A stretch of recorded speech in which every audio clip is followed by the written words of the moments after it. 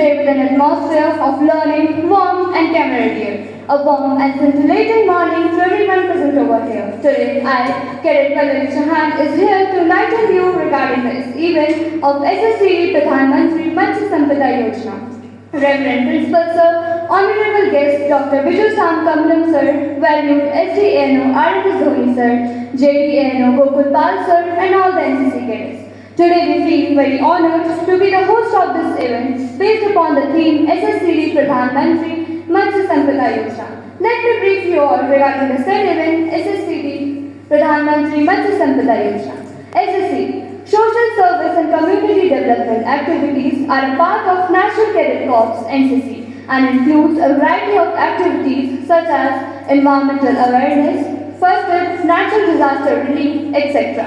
NCC cadets have contributed during natural calamities like flood, cyclone, etc. Within the mandate of the NCC, the content of glory of any event can only be achieved if given value to the event's highlight. Therefore, to proceed ahead, I would like to call Cadet Rachita Itni to share the value of this event in English. Good morning everyone, Honorable Principal Sir, relevant Senior Scientist Dr. Biju Kamalam Sir, respected ARO Sir, CDO Sir and all fellow cadets present here. Today we are going to talk about something essential to our lives and our environment, fishes. Fishes are very important due to their nutritional value, ecological role, economic contribution, cultural significance and many more. Recognizing the importance of fishes for food security, economic growth and the environment, Government of India launched the Pradhan Mantri Matsya Sampada Yojna in 2020. Pradhan Mantri Matsya Sampada Yojna is a comprehensive scheme designed to transform the fisheries sectors in India. सुहानी सिंह आप सभी के सामने SSCD प्रधानमंत्री मत्स्य संपदा योजना के बारे में अपने कुछ विचार प्रस्तुत करना चाहूँगी। मई 2020 में प्रधानमंत्री मत्स्य संपदा योजना शुरू की गई। ये योजना भारत सरकार के आत्मनिर्भर भारत अभियान के हिस्से के रूप में की गई है। सरकार ने इस योजना के अंतर्गत वितरित वर्ष 2020-21 से 2024-25 की कुल 5 वर्षों की अवधि के लिए 20,050 करोड़ निवेश करने का लक्ष्य रखा है, जिसमें केंद्र सरकार द्वारा 9,407 करोड़ का योगदान होगा।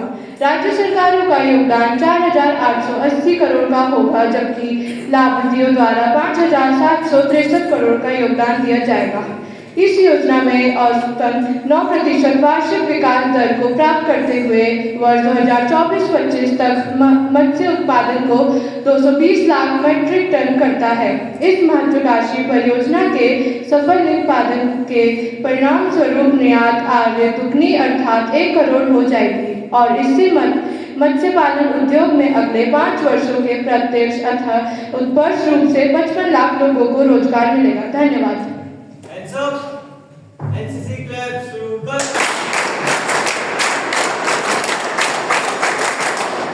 Dhanyavad Sahani. Today is going to be an exuberant day for all as Dr. Biju Kamalam Sir have been invited and have a designation of Senior Scientist and had so many experiences. He gave his consent to preside over this event as a guest speaker to earmark this day as a day of learning and add enthusiasm to the lives of the listeners. So please welcome Mr. Biju Kamalam Sir. Good morning everyone. Good morning sir. Especially I would like to thank the respected Principal and Director of the school, Sr.Srientist, for inviting us to be a part of this program, and I also thank the senior officials of NCC for arranging that program and all the NCC cadets. It's a pleasure meeting you all through this program. Just like, I know that NCC is one of the base, where every discipline as well as societal development and service to the country is taught. And I'm really privileged to be a part of this year for you. It's biggest thing. Yeah. Next please. Yeah. So if you think about human food systems, how did we evolve? What do you see here? They are hunters, right? And what is the next please? What is this? Farmers. So basically in the human evolution we started as hunter-gatherers and then we became farmers. Okay? Originally we started as hunter-gatherers and we became farmers. But there is only one sector in the world till now where both is happening. Okay, and what is that? Next please. That is fishery science for you. Okay, yeah, next please. So, if you want to see global picture, capture fisheries is the art of hunting fishes from the ocean, rivers and all the water bodies, okay? Capture fisheries we say. That's where like we hunt the fishes and bring it. And the second one is aquaculture. It's like agriculture, what we do as farming. Okay, there are two things now. Fisheries, capture fisheries, we catch it. It's the hunting part, and then the culture fisheries. And if you look into it globally, we are producing more than 180 million metric tons. How much is 1 ton? Any idea? How many kilos is 1 ton? 100 kg. Sorry? 100 kg. 1,000. Right? It's 1,000 kilos is 1 metric ton we say. Okay? So now how much of fish is being produced globally? 180 million plus. Okay, so you can see how much, and how much is a million? How many millions is a crore, let us put it? 10 million is a crore, right? So 18 crore, okay, production. Out of that, like equal amount is now coming from the wild fishing or the hunting as well as from the farming activity. Yeah, next please. And if you look into the importance, like I was really happy to hear about the cadets who introduced the sector to you and the scheme to you. They really did a great job, and I really appreciate them. And if you look at it, like the planet, Earth as a planet is mainly covered by what?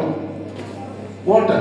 Okay, 70% is water, and rest 30% is land for us. Okay, we are occupying little space. But the fishes and aquatic animals are all, occupying the majority of the planet's habitat. Okay, and then if you look into it, okay, the production, as I said, the recent production is more than 180 million metric tons of aquatic animals. And if you look into the contribution, okay, there is different contributions of the aquatic systems for the society, for our own living, okay, our life. What is all of that? One thing, it's giving directly food to people, right? It's directly giving food to people. Second, it's giving food security and livelihood security, we say. Livelihood security is what? So many people are getting their jobs, okay? Their incomes comes from fisheries and the oceans and rivers. That is what we call as all the fishermen and all the fish vendors, fish farmers, and those who are involved in the fish processing chain are getting benefited by that, okay? So we can see almost 20% of animal protein which is consumed by 1.5 billion people in the planet is coming from fisheries, okay? And then if you look at it, fisheries and aquaculture sustains how many percentage of the population? 10 to 12% of the population, of global population, is depending on fisheries and aquaculture. Next please.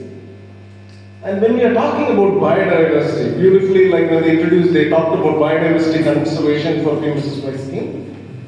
So like if you look into it, fishes comes in different forms, different varieties. Like sometimes as NCC cadets as well as students, if you think, okay, fish probably is, only the ones that you see and only one things what you know. But it's enormous. Fishes comes in different sizes, different forms. It can be fin fishes, the first 3 rows what you see.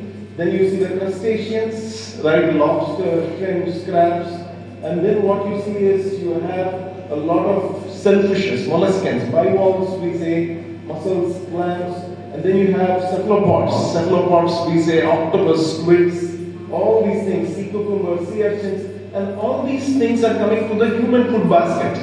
We are eating all of them. Probably, like when I asked how many of you eat fishes, I saw really, less proportion going. But then if you go to any of the coastal districts of our country, if you ask the same question, I'm sure more than 90% are going to be consuming fish. So that's how it's going to be important. Next please.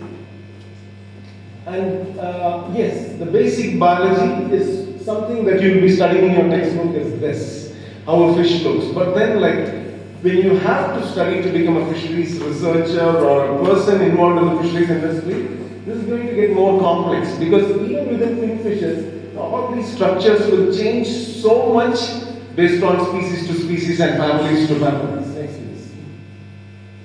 Next please. Yes. So there are different ecosystems when it comes to fishes. Okay? What is this ecosystem? Can you guess? Those who are watching National Geographic Channel and the other things will be aware of this. What is this ecosystem? Sorry? Any idea? You are seeing coral reefs, right? Right? This is called as the coral reef ecosystem. Next please. Yeah, next please. Yes. And what is this ecosystem called? Yeah, seagrass ecosystem. Okay? Yeah, next please. What is this called? What is it called? Like there are streams on the top and roots on the bottom. What is this? Mangrove ecosystem, estuarine ecosystem. Next please. What is this called? This is something that we know. The lake and pond ecosystems. What we have, Bhimtal, all these towns, we have these ecosystems, right? Yeah, next please. What is this? River and stream ecosystem. So if we look into Uttarakhand particularly, we have two of these main ecosystems. One is the lake and pond ecosystem and river and stream ecosystems. Whereas if you look into marine side, you have multiple things. That is what we were saying. So you can understand how much important that these ecosystems are for our own well-being. Just to give you a picture, we are talking a lot about climate change, right?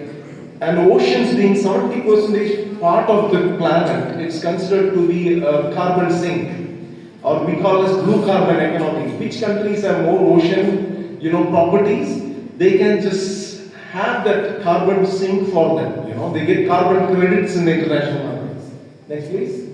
Okay. So now, when it comes to fisheries, before you go to the scheme to understand the scheme, there are different aspects there. Like when we talk about fisheries. So first thing what I made it clear is one is hunting, what we call as capture fisheries. Another is farming, what we call as aquaculture. Okay, hunting is called as capture fisheries and farming is called as aquaculture. Right? So now in the hunting part, if you see, like what has been happening over the years, if you see for the last 40-50 years, what is happening is that earlier we used to have more number of fishes in the oceans, more diversities we used to have, and what is happening?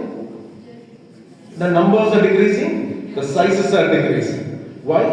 Because we are fishing so much. You can see, we caught a lot of fishes, so that now, we are not having much to catch. So we have to preserve. We need to do it sustainably. Next please.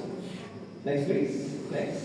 Yeah. So how we do that is we do a stock assessment and fisheries management. This is a very important component of the Pradhan Matsya Sampada Yojana. Now onwards I am going to say that scheme as PMMSY scheme. Okay. In the PMMSY scheme, one of the major component is how do we manage the capture fisheries. Okay. There like what all we see, the catch data we monitor, the biological abundance we monitor, and then we assess the stock.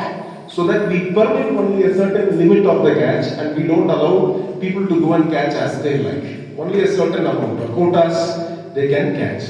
Yeah, next please. And one of the typical examples is how many of you have heard the name about marshal? Golden marshal? Have you heard about that? Yeah, that's our fish. Okay, Uttarakhand state fish is golden marshal. Okay. And if you want to see this, you can come to our institute, we are close by, otherwise you can see in Bhimtal Lake, Nainital Lake. In all these lakes you go, in the surface itself sometimes you see, and the best case is this Naradam and Bhimtal, okay, where like it's a small pond, but like you see a lot of marshes there.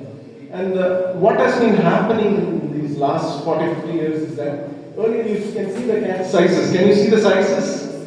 People used to be catching 50 kilos, 100 kilos of marshal, and now you hardly get 5 kilos, the maximum size. That's where we are coming from, okay? So this is an important need for conservation. So PMSY is targeting management of fisheries, conservation of fisheries. Next please. And then like when we talk about capture fisheries, there are so many things happening there, Like it's not only the traps or small nets that we use. Commercially when people are doing fisheries, it comes in different forms. The nets can be huge, the fishing boats can be huge. The deep sea trawlers that you see will be, like say 30 meters to 50 meters and they'll go into the ocean and they'll be there for say like 4 or 5 months, they'll catch and they'll bring. There are different kinds of boats, there are different kinds of, we call it as fishing crafts and fishing gears. Fishing crafts is called as the boats, different kinds of boats that we use, and fishing gears are called as the different sort of nets that we use. So here itself you can see a lot of hooks, that is something long lines we call, nets, different bird scenes, there are several things, okay? Please, can you go to the slide before? Yeah, thank you. Yeah, next, please. And this is the fishing technology and engineering, the gear and craft technology. And this one is processing and value addition. Now we have caught everything, and fishes, can you store fish like, a dress? It's a perishable commodity, okay? It's a highly perishable commodity, more, perishable than our vegetables, okay? Any animal product perishes very fast, okay? Can we keep butter or ghee outside for a long time? Or like milk for the matter? Even if you keep for one day outside, what happens? Spoils fast. So fishes also, for an hour, if you keep for 12 hours, 24 hours without proper preservation, it can spoil very fast. Okay? So there is a processing and value addition segment. What I was talking first was fisheries, aquaculture. The third segment comes as processing and value addition. That is huge processing factories. I'll come to the values, economic values slowly, but then you can see how professionally they are doing it. You may think maybe this is not happening in India, but you go to the coastline, as close to Gujarat if you go, you will start seeing seafood processing industries like this, who are processing tons and tons of fishes and exporting it or domestically supplying. Next please. Okay, and there are different sorts of processing methods. They freeze the fish, they dry the fish, they can salt the fish, different pickle the fish, so many different formats. A network of hospitals. When we have a health problem, what we do?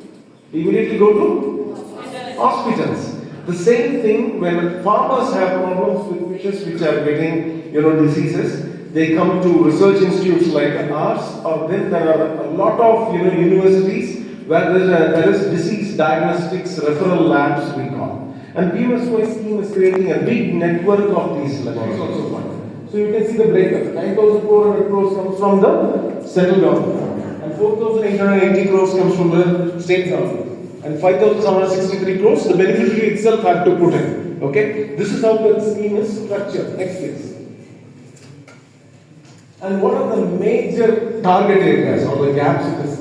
This is where what I was talking earlier now comes into importance, because प्रधानमंत्री मत्स्य संपदा योजना भी, और जानते हैं कि ये योजना आपको कैसे लाभान्वित करेगी। मत्स्य पालन, जिसका विदेशी मुद्रा आय में अहम योगदान रहा है, विश्व के अव्वल समुद्री खाद्य निर्यातकों में एक भारत, जिसकी अर्थव्यवस्था में ये व्यवसाय महत्वपूर्ण भूमिका निभाता है। राष्ट्रीय आय, निर्यात, खाद्य और पोषण सुरक्षा के साथ साथ रोजगार सृजन में योगदान देता है और आर्थिक रूप से अक्षम आबादी के एक बड़े हिस्से की आमदनी का जरिया भी बनता है। वैश्विक दृष्टि से देखें तो भारत दुनिया का दूसरा सबसे बड़ा जलीय कृषि उत्पादक, तीसरा सबसे बड़ा मछली उत्पादक व मत्स्य उत्पादों का चौथा सबसे बड़ा निर्यातक है।